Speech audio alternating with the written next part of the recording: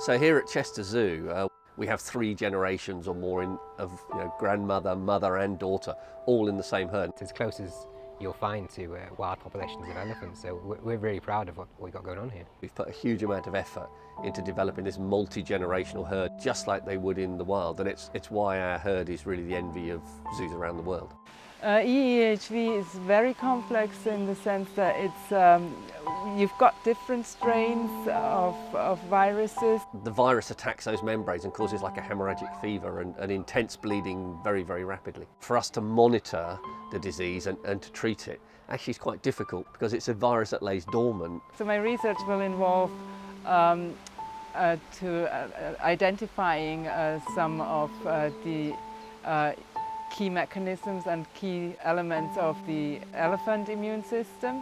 So the first challenge is how fast the disease course is. So you really have to act very quickly and very early on to be able to tackle it.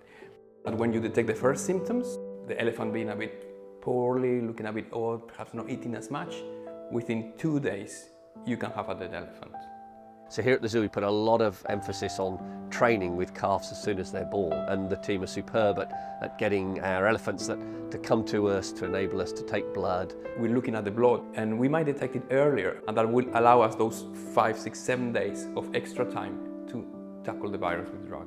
Nandita's currently going through a training process to allow us to take blood swabs off her ear. We're actually using these diabetes clickers, and the needle goes in only a very tiny amount into the ear, and that provides a blood swab. These blood swabs are so important to give us an early warning system and give us a chance to fight the virus. So much information we need to find yet on what drugs might work, on can a vaccine be produced, how does this disease act, how does it kill, what is the weak points of the virus, where can we attack it.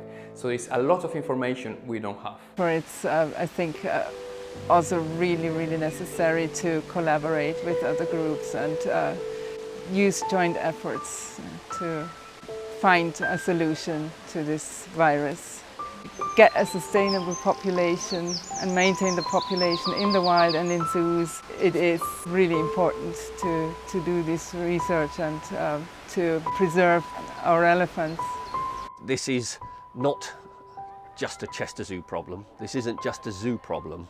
This is a global problem for Asian elephants. If there's going to be solutions, those solutions may well come from the intensive work that we're able to do in zoos, where we can manage herds, breed herds, look at them in detail with our vets, look at detailed treatments. So supporting this campaign really is providing that background information that we need that may one day not only be applicable to elephants in zoos, but also we may need to roll out and use on a wide scale in the field.